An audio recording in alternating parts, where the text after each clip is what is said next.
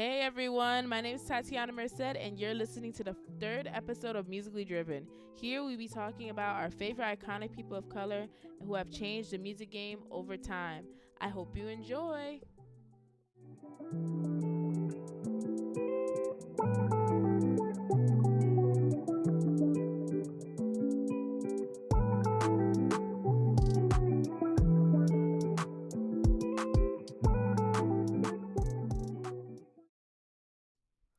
Hi everyone, welcome back to the third episode of Musically Driven. Today with me, I have Dr. Micheal Dudley Jr., who is the jazz studies professor at the Crane School of Music. I brought him on the podcast today to talk to us about jazz, the origins of jazz, and why he loves jazz, and his favorite jazz artists. So, Dr. Dudley, tell us about yourself, what made you interested in jazz music, and tell us about what brought you here to Crane. Well, first of all, thank you, Tatiana, for having me on the podcast. So my name is Micheal Dudley Jr., and that's important because the person who got me interested in jazz music was my father. And so I would consider him to be a hobbyist in that he likes to do a lot of different things. Mm-hmm. And even though he has never been a musician, he loves music. And so one of the hobbies that he had when I was a child was working on model trains. And so while he was doing that, he would listen to a lot of jazz music like Miles Davis and John Coltrane. Mm-hmm. And so I found it very interesting to listen to, mm-hmm. and I loved it, and I wanted to learn more about it. So I joined the band, and my sisters also were musicians, and they're both older than me, but neither of them were in jazz band. So I decided to be the contrarian of my family and say, I'm going to do jazz band, and kind of, I guess, maybe to make my father proud or something like that. And so then I just became very much enamored of the music, and now I am where I am today, I suppose. All right, that's wherever so that is. That's so cool. So when doing my research, I found many different stories on like the origins of jazz, and I wanted to know like how you would tell the story of like the origins of jazz. Yeah, that's a great question, mm-hmm. and it's also very difficult in the sense that it depends on who you ask, mm-hmm. right? And what research you do. I would say it's important to talk about this music as it relates to people, mm-hmm. and people in terms of individuals like Louis Armstrong, mm-hmm. one of the most important, if not the most important figure in the history of this music, as well as just the relationships that the musicians have had. So you have all these partnerships that occur both within the context of composing, mm-hmm. so like Duke Ellington and Billy Strayhorn were frequent collaborators, and then you also have people like Charlie Parker and Dizzy Gillespie, who also were collaborators as players and also as composers as well.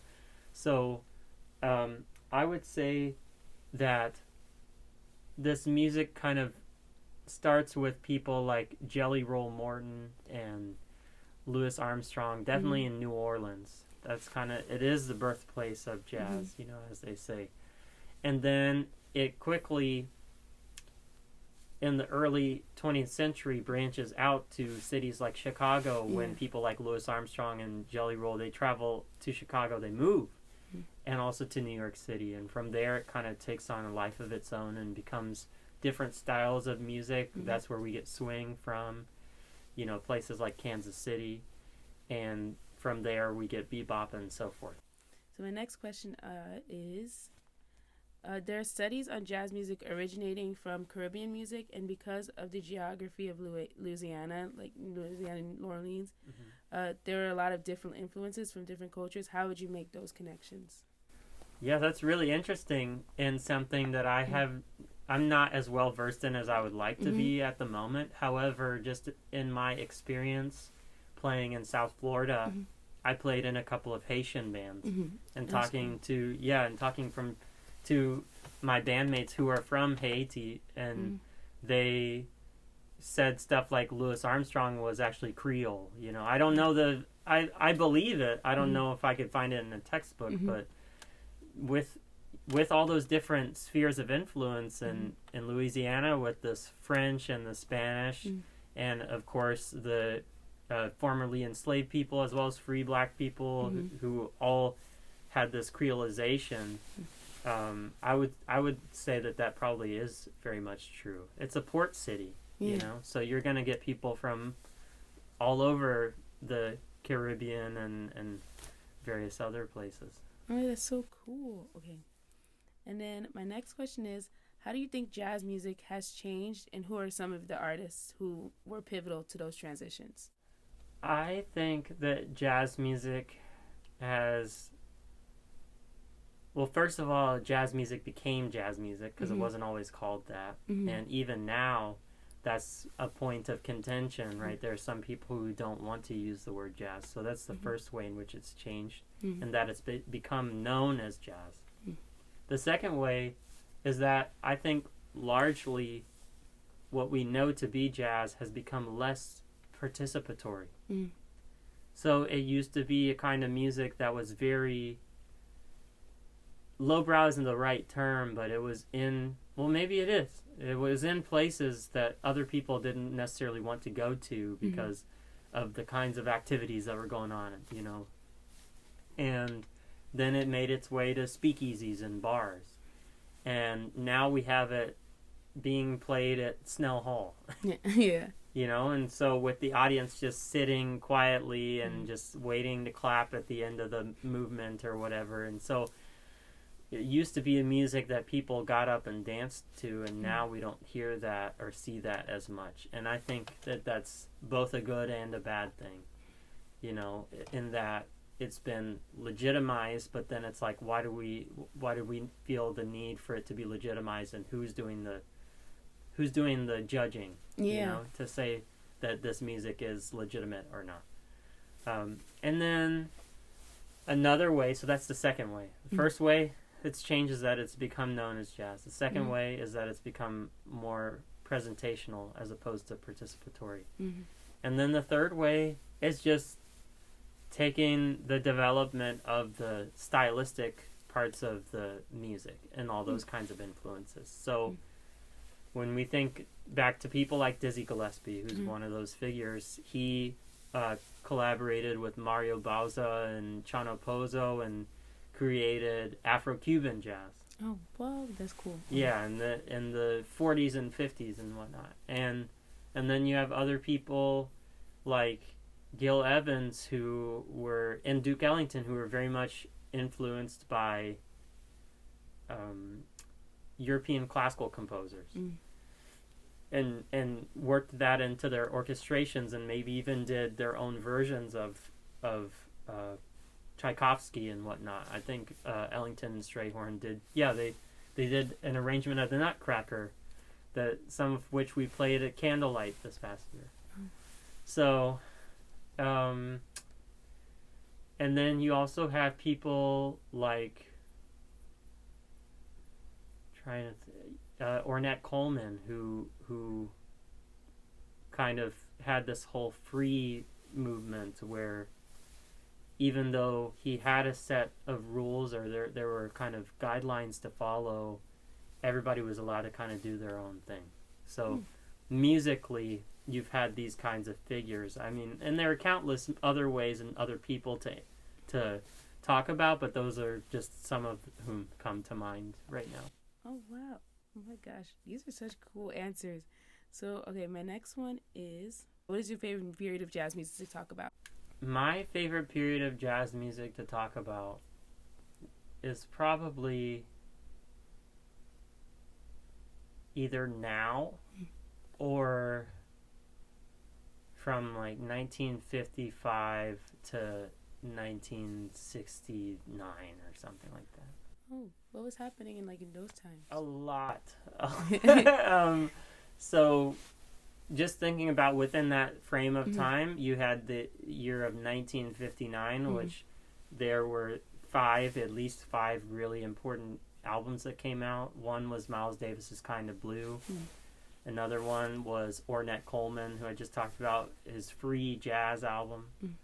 You had John Coltrane come out with Giant Steps, I believe.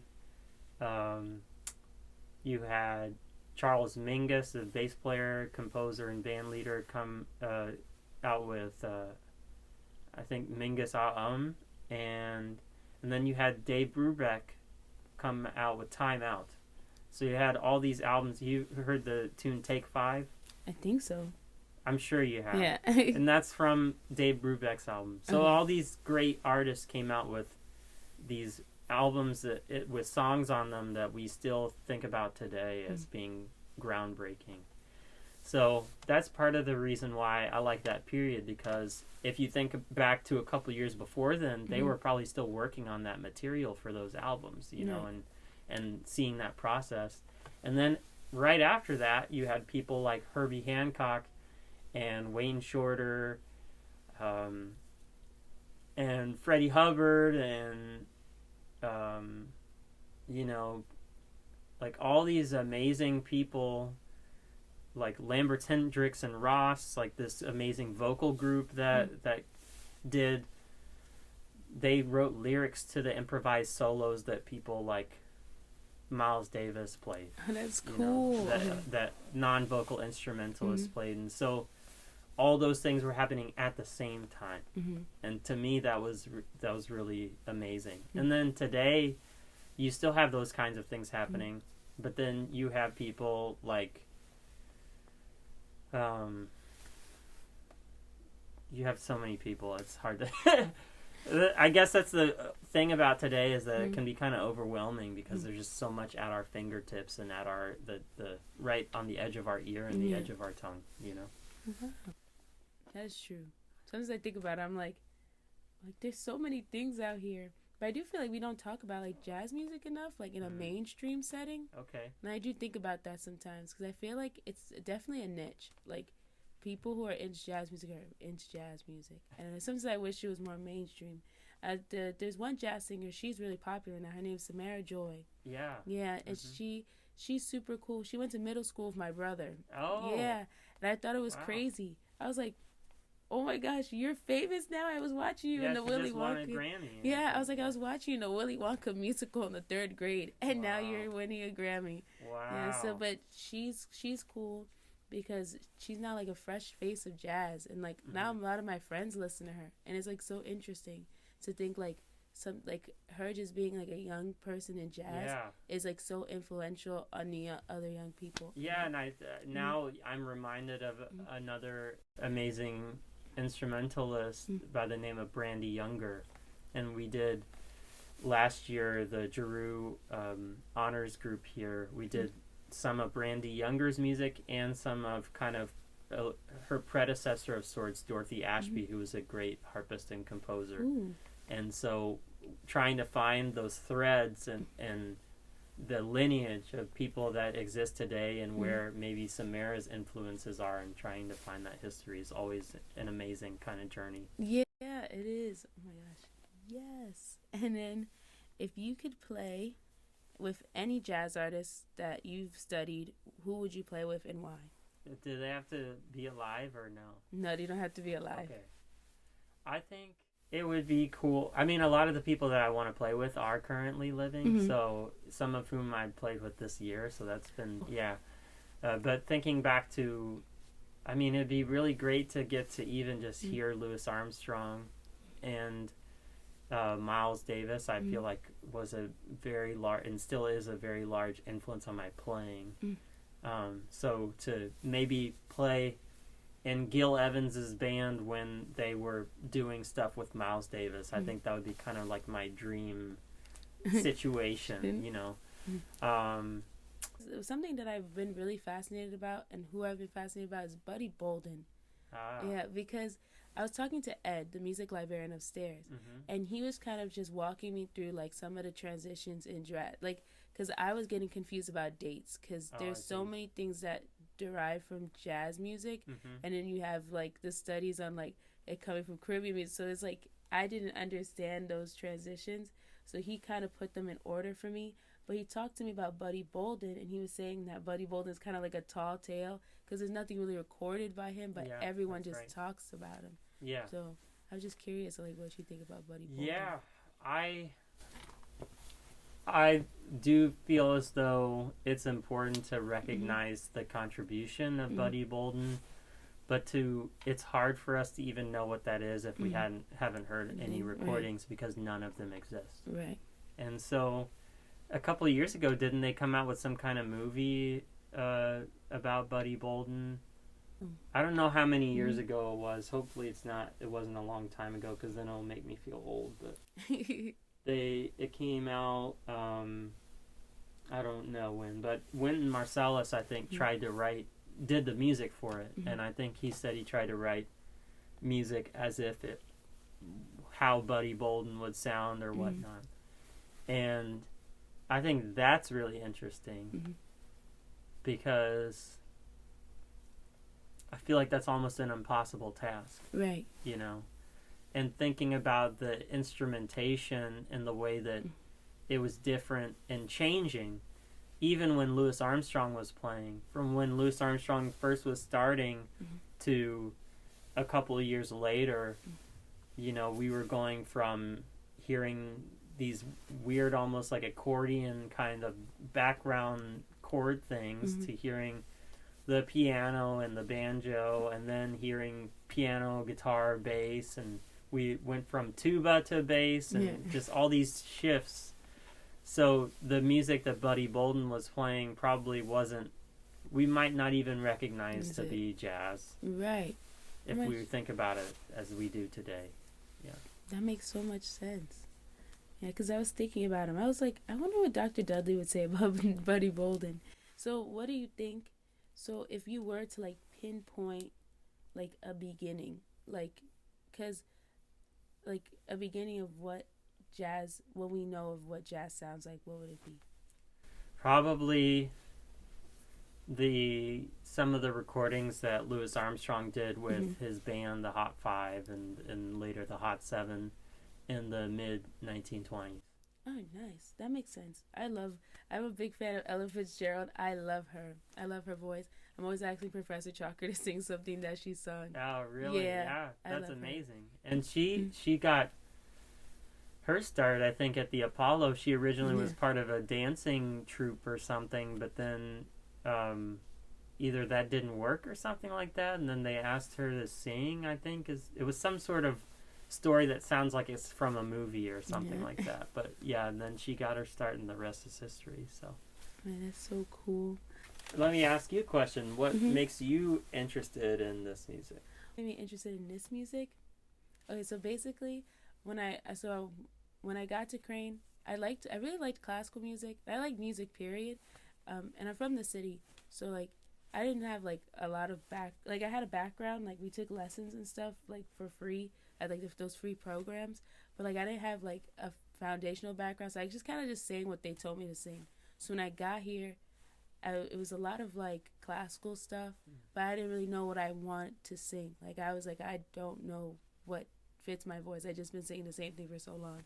So I saw that Presidential Scholars kept sending me something, and I was just like, maybe I could do like a cool project like on how people of color contribute to modern day music. And then jazz was like one of the things that we'd have contributed to. So like that was one of the first things I wanted to look into. So, and it's like has a really cool background, because I have some books that Ed gave me from the library, and he talked to me for a long time about it, like a long time. I'm sure, yeah. He's very knowledgeable. And no, he's so cool. Yeah, it was crazy. I was in there. He was like, I want to give you this whole stack, but I'm only going to give you 3 books. But he gave me this book called Jasmine. Okay. And it has like a bunch of publications in it. It's in my bag. I can show you. And it has a bunch of publications in it of like these articles that people has written on like jazz music. Okay.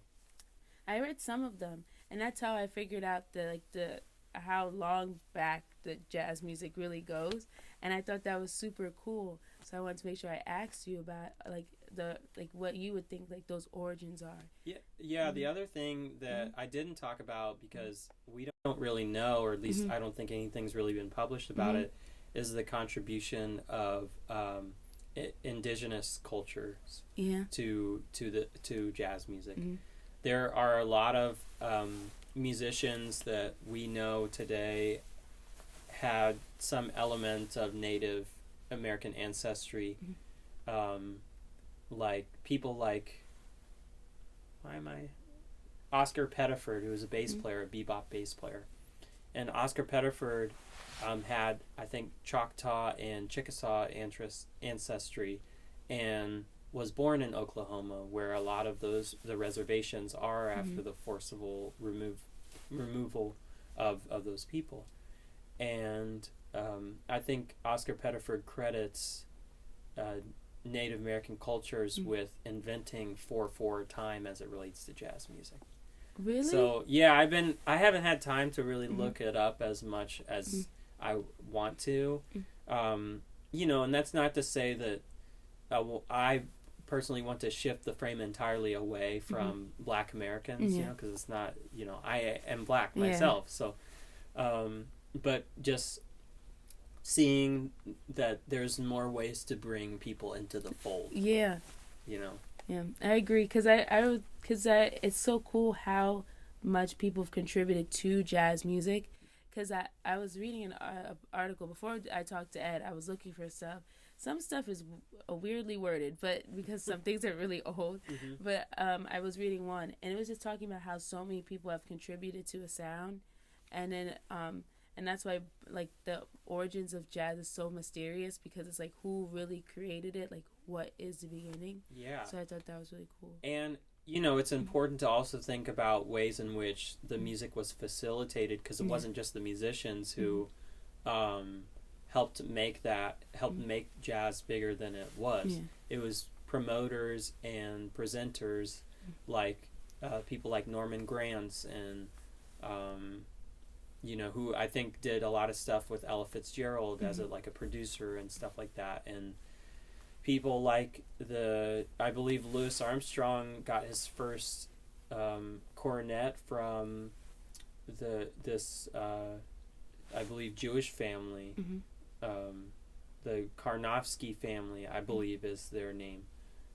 So like all of these different cultures coming together in support of each other and in support of music is something that we don't really see necessarily with other genres or styles. I don't think that we see that throughout the history of European classical music especially, but maybe today we see more of that with organizations like Sphinx and like all the charitable organizations. So. Oh my gosh, that's so true though, because like I said, like one reason I did this, because I just feel like there's such a division, and then there's things that we do contribute to that we don't really talk about, and it's like those, like talking about all those contributions, I just think is so important, not just like one set of contributions that we always talk about. So I think that's so cool. I know you teach the jazz studies class. I do. Yeah, and everyone enjoys it. Like everyone I talk to is like, Dr. Dudley's so cool. I learned so much. Wow, I'm flattered. I teach all the jazz courses here, so jazz history, jazz theory, jazz theory and arranging, as it currently is called. And then we have 2 jazz improvisation classes. Oh, wow. So, and then I direct both the large ensembles, the large jazz ensembles. So one is the Crane Jazz Ensemble, and the other one's the Crane Jazz Band. And then I typically will also direct or coach the Giroux Honors Jazz group, but this semester Dr. Tim Sullivan is coaching that, and they sound really good, and nice. I think he's bringing a different perspective that is very refreshing for them and for me, because sometimes I'll go to their rehearsals just to see what's going on. I did that today actually, and it was very enjoyable. So gosh, that's so cool. Yeah, they love your class. But like, I was gonna ask you, because I know TJ, he wanted me to like talk about like how to bring these things into a classroom, or like how to approach them. So I was wondering how you approach bringing in jazz music into like an educational setting. Yeah, so I would say it depends on who your students are, right? Like how old they are and what level of experience they have. So the older they are, the more license you have, the more freedom you have to bring in tons of different things. So, but I would say it comes down to, I guess, trying to rethink your musical examples of things. Mm. So maybe if you're trying to teach them about 4/4 time, you play a swing tune or something, as opposed to, I don't know, Mary Had a Little Lamb or something like that. Maybe they still learn Mary Had a Little Lamb, but the recording that they hear is of a jazz group playing it, because I'm sure that there probably is a jazz group that said, let's play Mary Had, or something like that. So I would say just thinking about your musical examples and trying to find different genres to pull from and different artists to celebrate. First was when I was thinking about talking about jazz, I feel like I didn't know a lot about it, and I didn't know how to access like the information at first, because you could look up the publications on JSTOR, but I feel like it's so much easier to talk about it with people, especially people who are doing it. And yes, and that's an important thing about this music, is that it largely at the beginning, because it wasn't allowed in places like this, the way that people learned was through conversations and through practical application of just playing on the bandstand, you know? And I think that that's something that it's easy for us to get away from in academia, and so I've tried to make sure that I'm as on top of the stuff that I can be in the classes, but also to hopefully inspire students to create that kind of culture of learning and socialization that has been very much a part of jazz music since its inception. I think that there's only so much you can get about this, like everything, like related to improvisation and just black music in general from just reading it. Yeah. And you could say the same for Western European art music as well. I think people have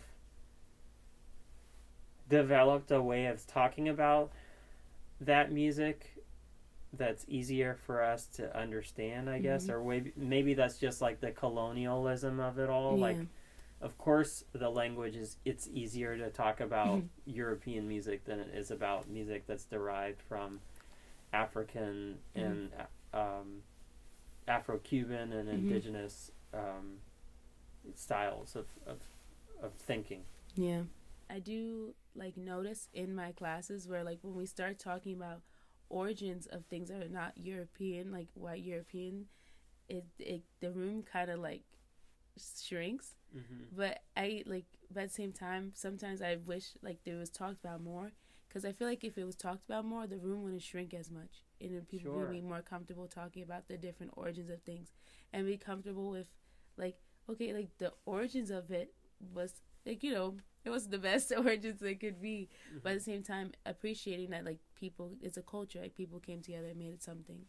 You know, it's important for, and this is maybe a little serious, but it's important for us to remember sometimes that people who were enslaved were not allowed to have any culture at all. They were viewed as property and property only. They counted as 3/5 of a person. So in that way, no wonder we have some kind of nebulous ideas about some concepts like that are related to music and culture. And so if we say beat, it could mean a number of different things, right? And I think you could go back to slavery and say, well, if people had been allowed to retain some elements of their culture, and there were some groups that did, like the Gullah people, the islands, the coastal islands by South Carolina and Georgia and stuff like that. But to retain that culture would mean retaining a sense of language, a meta language to talk about the culture. Because English can only say so much about something that's not English, if that makes any sense. Yeah, that makes sense.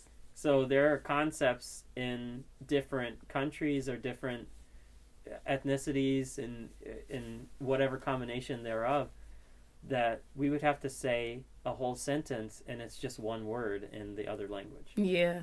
So that could apply to Black American culture, but we just haven't been afforded the opportunity or the people don't respect the way that we articulate and talk about our culture because they consider it to be probably less than, even though then they'll take the things that we say and try to make it their own. Yeah. So interesting. Yeah, interesting. I know that's a big big conversation, and that's something that like I'm seeing a lot when I'm doing my rock music research, is that like I've noticed that like when I researched Chuck Berry, he influenced like everybody, and I didn't know that. I had no idea. And then I'm researching Jimi Hendrix. I'm obsessed with Jimi Hendrix. I even talked about Jimi Hendrix the last episode. I'm obsessed with him, but he influenced everybody. But it's insane because then people took it and was saying they were mad at them for making it, and then took it and then was like, I made it this way. Now people like it. La la.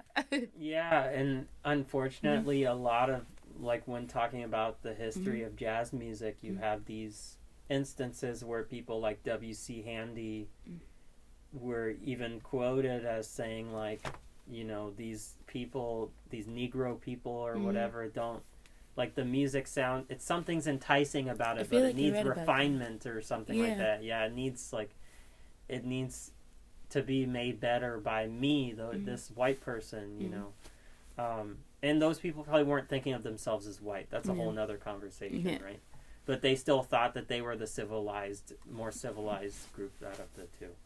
And that has happened throughout the history of just popular music in general, as you were just saying. Yeah. And a side note, Jimi Hendrix actually, so Gil Evans, who was a writer and orchestrator who collaborated with Miles Davis, had planned to do an album with Jimi Hendrix, actually. Really? Yeah, and wrote a bunch of music for that. Oh my gosh. Unfortunately, Jimi Hendrix passed away, I know. but they still recorded the album as a tribute to Jimi Hendrix. So, man, that's so cool. I think, love that man. Yeah, I think there was supposed to be don't quote me on this, but I think there was supposed to be some kind of like super group that they wanted to form with like Miles Davis, Jimi Hendrix, Paul McCartney, or whoever. And that sounds insane. Yeah. It sounds like it would have been too powerful for us.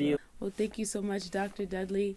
I'm going to end it here. Okay. I appreciate this so much. Yeah, I appreciate it as well. I'm so excited. And thank you so much again for having me on. And I hope to hear this soon. Hope you all enjoyed Musically Driven. From now on, I'll be releasing every Tuesday instead of my original plan of every Sunday.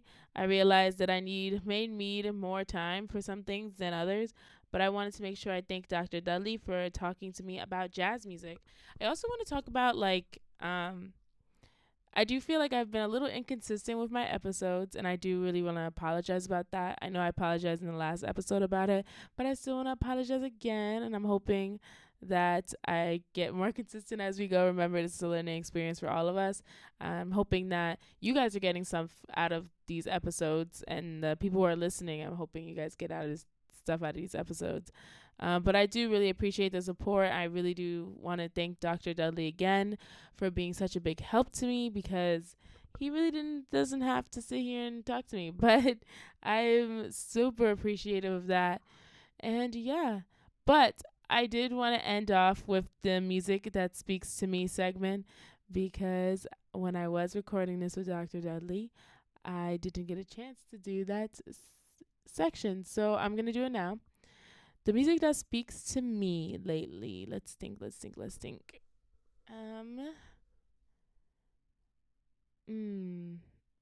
I like when I do these, because I'm just like, I'm literally thinking about it as I go, because I don't want to sit here and lie to you guys. That's trash. So, the music that speaks to me. I feel like I've been listening to a lot of different stuff lately. Like my friend, he's been sending me like a bunch of different music. So, I've been like learning about a lot of different stuff, a lot of different people. I know that, let me think. I know that Baby Rose has been an artist that a lot of people have been into, especially since the Creed album came out, because she's on it. But she makes really good music, like really good music. I've been vibing to her song Regrets and Borderline is fire. And then Masiago, my other friend, he showed it to me He's a really good artist. I like his song You Never Visit Me. I like Black Anime. Those are really good. Let's see what else. I've been listening to. This is just me scrolling through my Spotify. Guys, you know who you should really listen to? Ben Riley. He has a song named Maytag. Fire song. Fire. And he's a rapper. Really cool guy. Maytag. Listen to Ben Riley. You heard it here. He's fantastic. Love him. He's great. He gives me like a lot of Kendrick vibes, but that's the music I've been listening to lately. That's the music that speaks to me right now. And I hope you guys have music that speaks to you, and I hope you guys are really learning a lot from these podcasts. I really hope so, because I'm learning a lot. I'm learning about a lot about the technical things, about recording the stuff, the editing, even though how funky or weird it might sound sometimes. I'm learning a lot about I'm learning about the things I'm researching, like when talking to Dr. Dudley about jazz. There's a lot of things I'm taking out of this. So I hope you guys are taking out a lot out of what's happening right now. Words are hard. But I want to thank you guys all. Thank you for listening, and I hope you guys have a great day. Bye.